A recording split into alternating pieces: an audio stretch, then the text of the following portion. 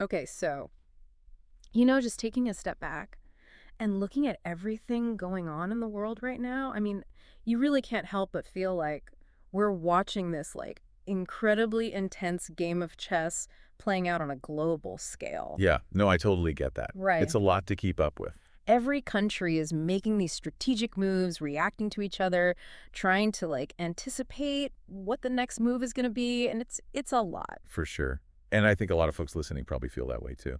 Absolutely. Trying to make sense of all these shifts and changes, it can be a little overwhelming. Yeah. You really need to have a good grasp of, the motivations and strategies of these major players, just to understand the bigger picture. Exactly. Like, where are we headed with all of this? And that brings us to the heart of what we're going to be digging into today in this deep dive. The question that's on our minds is the Philippines, under President Ferdinand Marcos Jr., starting to follow a similar path to South Korea under President Yoon Suk-yeol?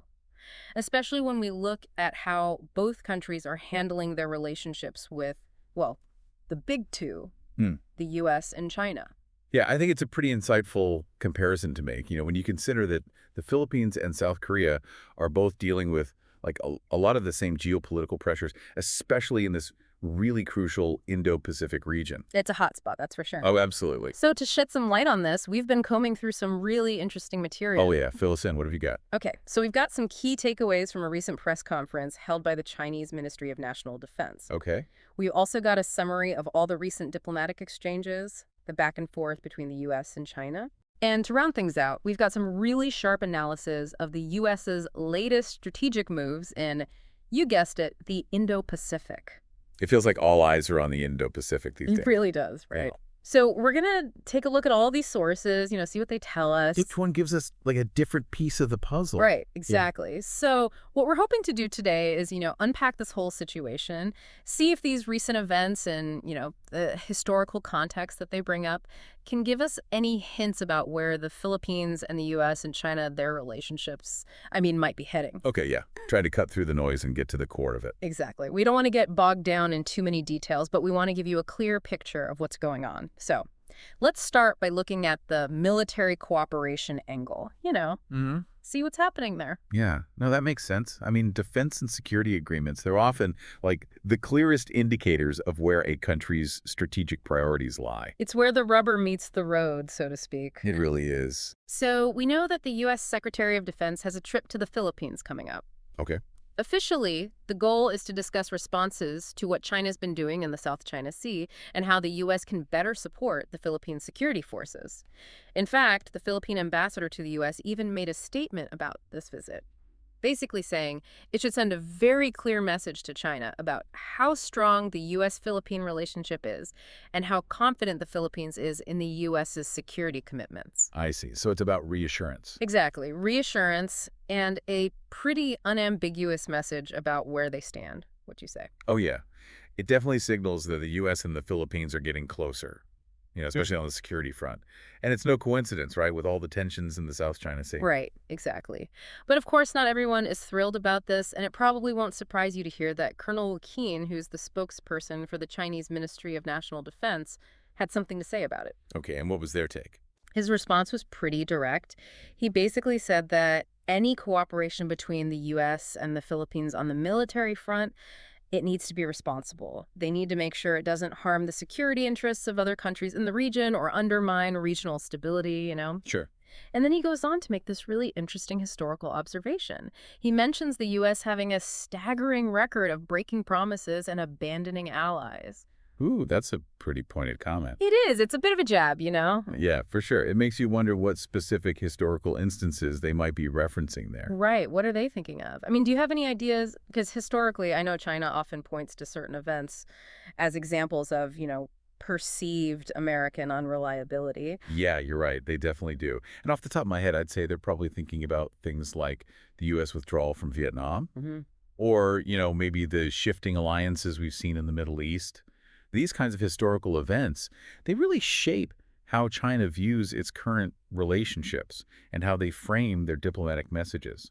It's all about context, isn't it? Absolutely. It sets the stage, and it actually leads perfectly into our next point, which involves some let's just say, slightly less successful diplomatic maneuvers.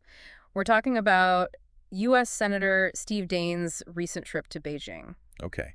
Tell me more about this. So he's a state senator, but the interesting thing is he's got this really close connection to Trump. Okay. They're drawing an analogy to the historical relationship between, like, Zhang Dun and Su Xi, these figures from Chinese history. I see. So you've got former Treasury Secretary Paulson, whose visits to China were always seen as very official, carrying the full weight of the U.S. government. Right. Official business. Exactly. But Daines' trip, this was viewed more as, like, private affairs for private interests. Oh. It almost felt like it was more about Trump wanting to visit China himself. I see. So it's more about the personal connections than official diplomacy. Exactly. Interesting. But here's the catch, and this is where things get really interesting. Okay, I'm all ears. According to the reports, Daines' visit pretty much ended in failure. Like, nothing concrete came out of it. And almost as soon as he left, China announces these new regulations that are specifically designed to counter what they call the unjustified extraterritorial application of foreign legislation. Okay, so in other words, they're pushing back against any attempts to impose laws or regulations outside of their own borders. Exactly. And this feels directly aimed at Trump's constant threats about tariffs. Oh, 100%. It's like China's drawing a line in the sand. They're saying, we are not going to make deals that involve the core interests of other countries. It's like they're saying to Europe, to Russia, to Japan, to South Korea, look, you make your own decisions, you base them on your own national interests. We're not going to be bullied into anything. That's a pretty strong message. It is. I mean, it's a clear assertion of their sovereignty.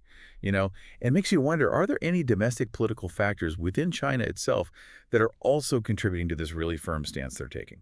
Oh, absolutely. Domestically, the Chinese government really emphasizes their sovereignty. It's huge for them. Yeah. And their territorial integrity, like, that's non-negotiable. So anytime they feel like there's external pressure, especially on issues they consider absolutely central to their national interest, you can bet they're going to respond with a united front. That makes sense. They need to maintain legitimacy at home. Exactly. And you want to hear something even crazier? The report suggests that the actual proposal Daines brought to the table was, get this, the U.S. would revoke all the tariffs they've imposed since 2018. Okay. But in exchange, China would have to help stabilize U.S. finances. Like, can you believe that? Wow. It sounds like they're asking China to clean up a mess that, well, they didn't create. Right. The analysis actually calls this creating problems with one hand and solving them with the other. They straight up say it's wishful thinking. Yeah, that's not going to fly. It really highlights, like, the fundamental differences in how each side sees things. Yeah. Their priorities, what they're willing to leverage.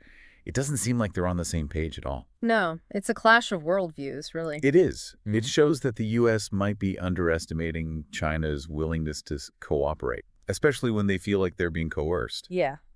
Yeah. There's a real sense that China sees this as fundamentally unfair. Yeah. No, I agree. Okay, so let's shift gears a little bit. Let's talk about some of the strategic signaling we've been seeing, particularly with this recent U.S. military deployment. Okay. So Secretary of Defense Heggie is headed to the Indo-Pacific. Right. Just to clarify for everyone, the Indo-Pacific, it's this huge region, right? Yeah. It spans from the eastern Indian Ocean all the way to the Pacific Ocean. Okay, got it. So he's going to Hawaii, Guam, the Philippines, and then Japan. Yeah. Now, what's interesting here is that South Korea, a very close U.S. ally, isn't on the list. That's curious. Yeah, but the Philippines is, and it's actually one of the first stops on this trip, which is, again, a little unusual for a first trip to the region, wouldn't you say? Definitely. I mean, you'd expect South Korea to be a top priority, but the fact that they're skipping it and going straight to the Philippines so early on, Yeah. that says something. It's a deliberate choice. Right. Yeah. It seems like they're really making a point of strengthening ties with Manila right now, Exactly given that. everything that's going on. Exactly. And then, for the grand finale, the last stop on this trip is Japan. For a very specific occasion, actually, the 80th anniversary commemoration of the Battle of Iwo Jima. Wow. That's a pretty loaded historical event. Yeah. Now, if you cast your mind back to World War II, Right. that battle took place in February and March of 1945. Okay. And it happened right after Nazi Germany surrendered. Right. So the Allies had just shifted their focus to the Pacific. Exactly. They went from Europe straight to taking on Japan. Right. Right. And you can't help but see the parallel here. It's hard to ignore. I mean, it's like they're drawing a direct line between the past and the present. Right. So the analysis here is that the U.S. is sending a very clear strategic signal. What are they trying to say? They're saying, we believe we can basically surrender unconditionally in other regions. So pull back resources, reduce their focus elsewhere. Exactly. And they can quickly shift all that combat power, refocus it to confront China, just like they did in 1945. Wow. That's a bold statement. It is. They're basically saying China is our main concern now. Right. And what's even more interesting is that they suggest that this could be a way of signaling to other nations, Europe, Russia, Japan, South Korea, that they have more leverage now to make bigger demands on China. I see. Like the U.S. is giving them the green light to play hardball. So raising the stakes for anyone wanting to engage with China. Exactly. It's a really significant interpretation. It is. It's almost like they're saying, hey, we're shifting our focus. You guys can take advantage of that. Exactly. And now let's talk about Higgy himself for a second, because the analysis points out that he actually has very little background in this specific geopolitical arena. Oh, really? That's interesting. Yeah. He was promoted in Iraq, had a short stint at a think tank, and then, get this, he was a Fox News host before becoming Secretary of Defense. Wow, that's quite a career trajectory. Right. So the analysis paints him more as an executor, like someone who's there to carry out the strategy, not necessarily the architect of it. What do you make of that? It suggests that the real strategic thinking, the big decisions, they're happening somewhere higher up, within the U.S. administration itself. And Higgie's job is basically to deliver that message, to project this new strategy.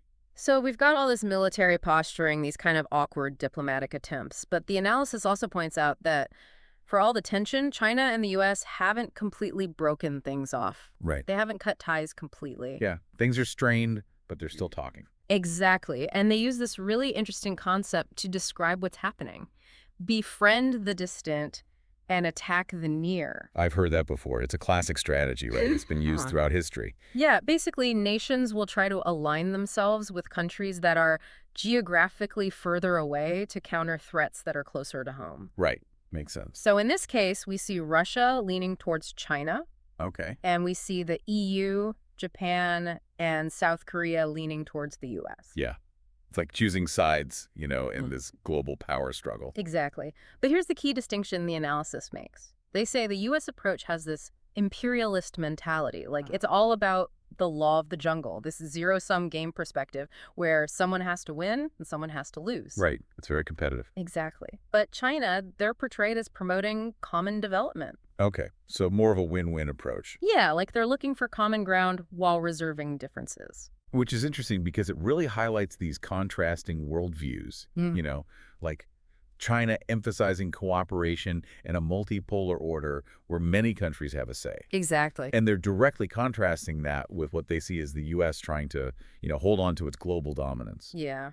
And because of this difference, the analysis argues that China isn't actually scared by the U.S. trying to make it harder for other countries to deal with them. They're not intimidated. Nope.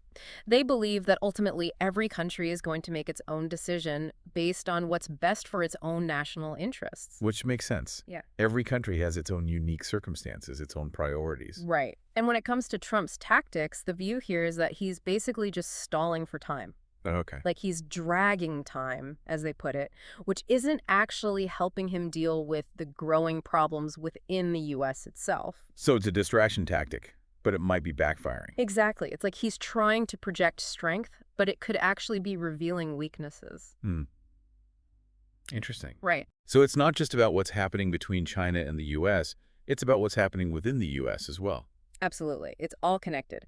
And that brings us to a really interesting and potentially volatile situation involving the Philippines and, someone we've talked about before, Duterte. Okay. So the analysis argues that the U.S. has always had this blackmail card that they can play. Okay, what do you mean? They can create instability and conflict in the West Pacific to pressure China. Ah, I see. And this includes not just the potential impeachment of Yoon Suk-yeol in South Korea, but also the possibility of arresting former Philippine President Duterte. Wow. So they're talking about using legal action as a geopolitical tool? Exactly. That's pretty heavy stuff. It is. And, against this whole backdrop of U.S.-China tensions, it's really important to look at how all of this is impacting specific players, like the Philippines and the really delicate political situation they're in right now? Absolutely. I mean, the possibility of Duterte facing legal challenges just adds another layer of complexity to everything.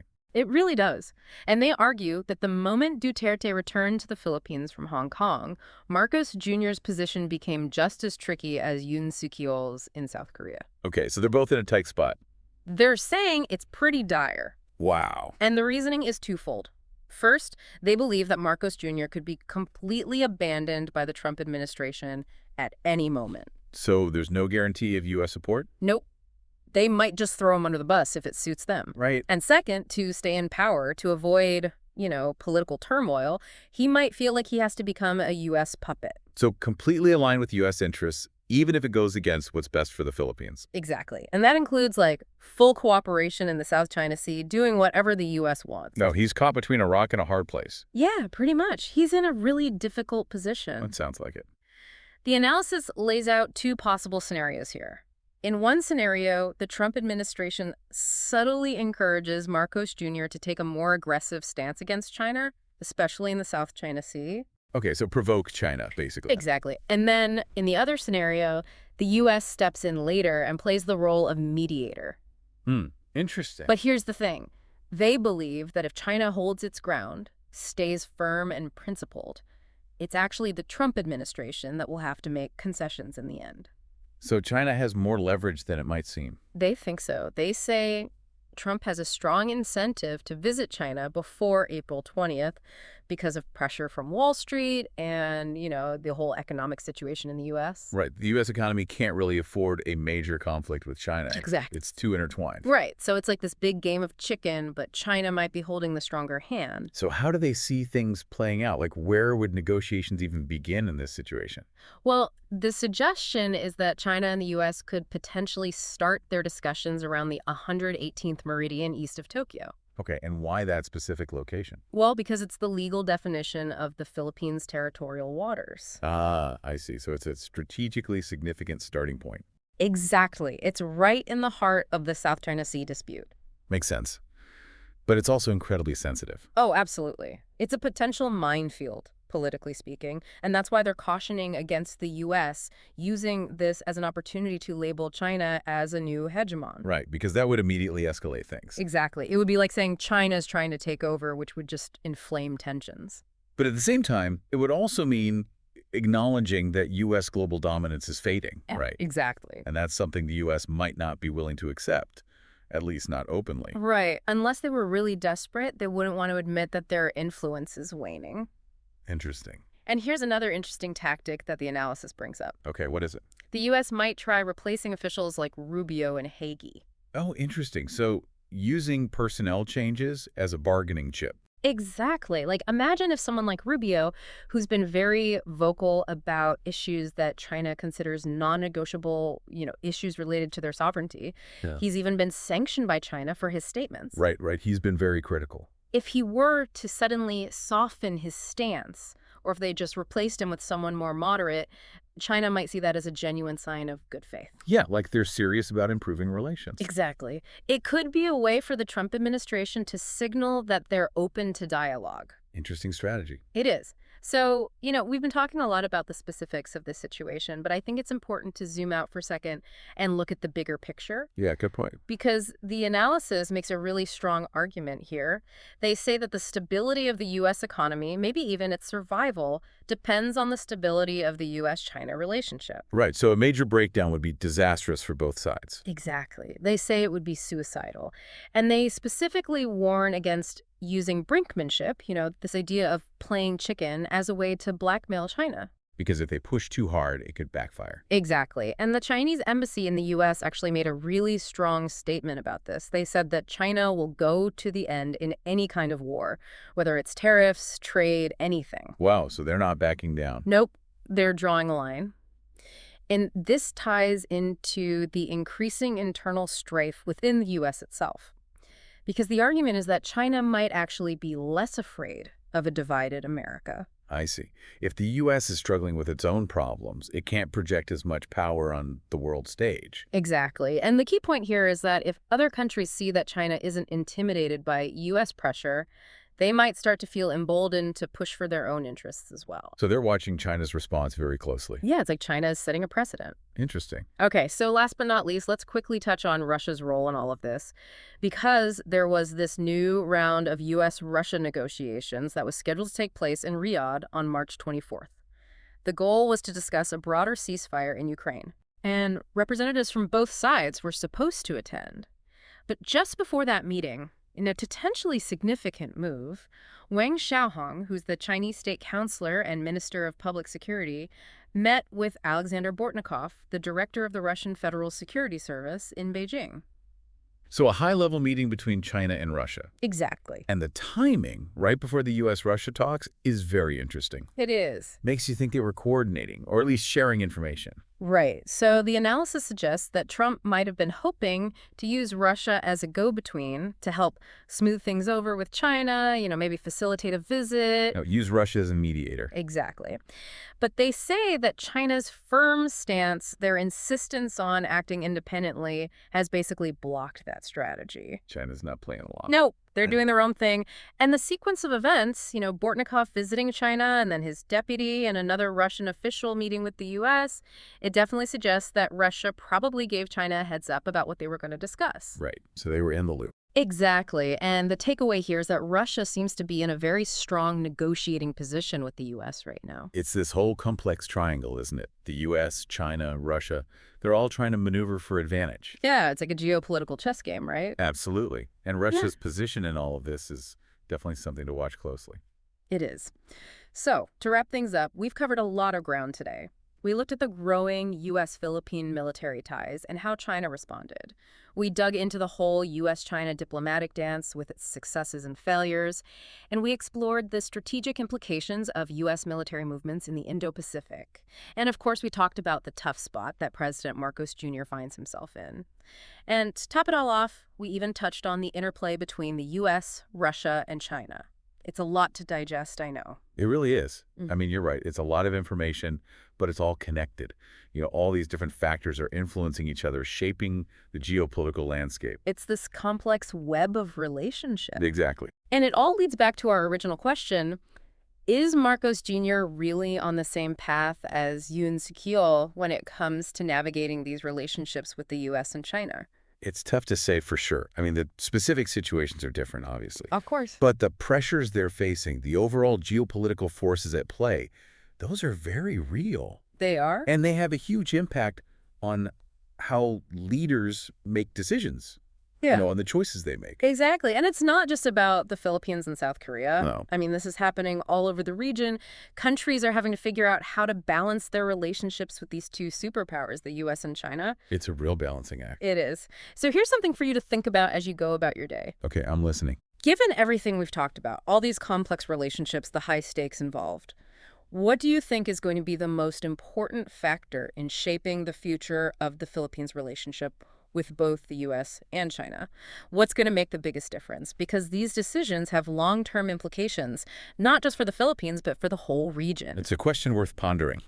It really gets at the heart of how individual countries navigate this increasingly complex global landscape. Exactly. It's not just about following someone else's path. It's about forging your own. Well said. Thanks for joining me for this deep dive. It's been a fascinating conversation. My pleasure. Always great to unpack these complex issues. Until next time. See you then.